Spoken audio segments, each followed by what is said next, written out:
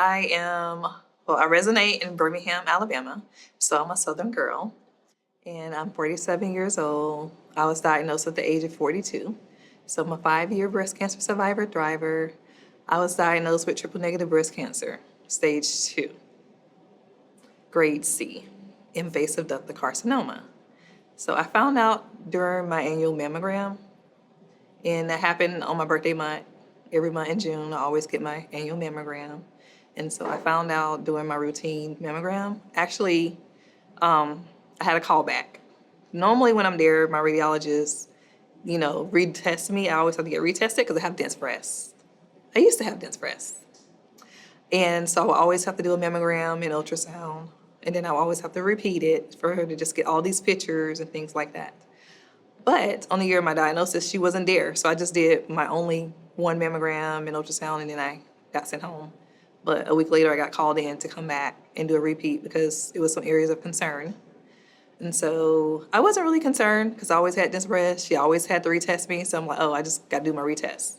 But when I went back, she told me it was another area that was new and different that wasn't there before. And so I had to do a biopsy the next day. And then I got my results back probably in about a week that my test was positive over the telephone. So at the current time, I really didn't know anyone that was going through it or had breast cancer. My mom did have breast cancer like maybe 20 years before, which is why I was staying on top of getting my mammograms every year. But to be honest, I really didn't know a lot about my mom's breast cancer, other than she had it. Because she lived in Alabama. I was in the military during the time. I lived in North Carolina. And so I wasn't seeing her often or every day. But she did make it seem like everything was okay. And so I never really thought it was such a terrible bad thing until I had to experience it for myself. I guess since I was staying on top of it, and I don't know how I found out, but I had found out and asked my doctor about getting it. And so then they checked to see if I qualified to get it. And once I told them my family history, that my mom had breast cancer, that my uncle had cancer, he had colon cancer, and that one of my brothers had cancer. Then they said I qualified to get it. And so then I was able to get it done. I actually, with the genetic testing, I got it done at UAB. So first I had some counseling first, and, they talked about what it meant and how to do it.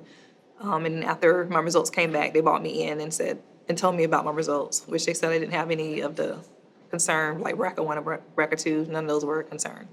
Actually, I traveled 2.5 hours away from my home to go to City of Hope in Noonan, Georgia, which is called, it used to be Cancer Treatment Centers of America in Atlanta, but they recently got bought out by City of Hope.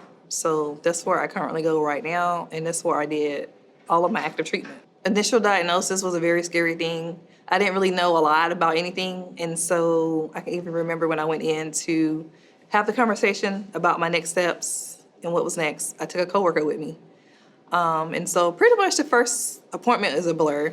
I didn't remember anything. I'm glad she was there because she was able to tell me what was said after the appointment and tell me what my next steps were because, you kind of in denial and you just can't believe that you're going to do this. And so that was that. And then I'm also a veteran.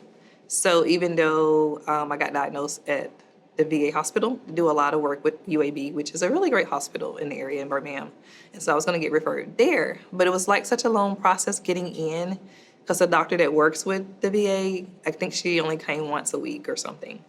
And so then I had time to get a second opinion. And so a friend referred me to go to the Cancer Treatment Centers of America in Atlanta. And I just called them over the phone and kind of just, see if I can get a second opinion. It was a really nice process. And they answered all my questions and said they would get my records. I can come there for a second opinion. It's going to be 3 days. And I felt really good about it. So I was like, okay, well, I have time because I don't even know when my next appointment is. And so I went there and I really loved the facility there just because I felt like I wasn't a cancer patient. They have a motto, like everyone is treated like your mother. Like treat every woman here like your mother or someone in your family if you're a male, of course, because they treat all cancers. But it was good to go to a place that they only treat cancer.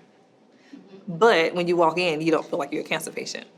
And so I decided to stay there for my treatment just because it was like a breath of fresh air away from home. So even though when I went there and I know I had to go through like chemotherapy at first, I would treat it like a vacation, like a little mini vacation, because I had to drive like the 2.5 hours, and then I would just have fun, and then the very last day I would, do my treatment. But it was a good process, and I'm really glad I had the opportunity to go there. But it was a lot I did not know. But I feel like in the City of Hope that you do get explained a lot. My treatments, I wasn't really sure what treatments to do or not to do. Like I say in the very beginning, you kind of feel like you lose yourself and you lose your voice just because you're very afraid and fear is just very real. And so it's like you're in a big rush, like they rush you through before you have time to, I guess, research or even think about what to do. Because then at that point, I didn't know anyone who had cancer. So I didn't know what to do other than just say, okay. They never mentioned anything about clinical trials, but one thing that they did have there that I liked was that they treated the whole body. So I was able to go to physical therapy, chiropractor, acupuncture, mind, body, and soul therapy. I had a chaplain on the team. And so I did like that. I felt like, well, I'm getting a lot of help and support here versus just killing the cancer. Right. Yeah. So they're like supporting my whole body. And so like I'm being chemotherapy. So I had a naturopath doctor. Okay. And so these are the supplements you need to take, to kind of combat these side effects. And then we can do acupuncture to deal with any side effects. It was just a lot of support, and I felt great about that. Yeah, I would have loved to have that option to explore. Because being diagnosed with triple negative, you're told immediately that you don't have options. Like this is your only option. Like you're told that you don't have any other options. And so even when I did my little minor research, like on YouTube to try to figure out if it was another person who did something different, I didn't find anyone. And people who tried to be natural, then they wasn't here anymore. So I kind of felt like I didn't have any other options. I felt like this was my only option. No, life is different. Now I feel like even though cancer was the worst thing that ever happened to me, I also feel like it was the best thing that ever happened to me. I feel like I went from existing in life to now living life. I feel like now I have purpose. I feel like I'm able to make a difference in other women's lives.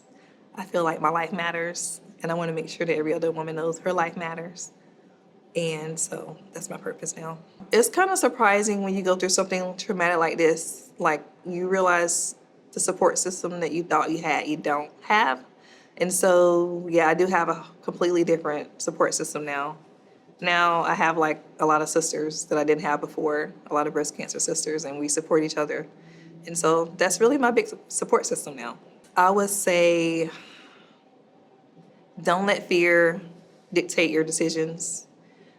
Take charge of your body. This is your body, your life. You have the final say. Believe that healing is possible. And do not give up. Well, I'm an author, and I would love for everyone to have my book in their hands. I feel like my book are changing lives. One of my books is about my story with breast cancer, and writing was very healing, as it was part of my healing journey. I was able to get out some of the things that I didn't share with anyone, that I kept inside. And I feel like a lot of times that we kind of suffer in silence, and I don't want anyone to suffer in silence. So your story matters. Don't be afraid to tell it. Well, everyone can find me online, Marshall Harris, on all my social media platforms, and my website, marshallharris.com.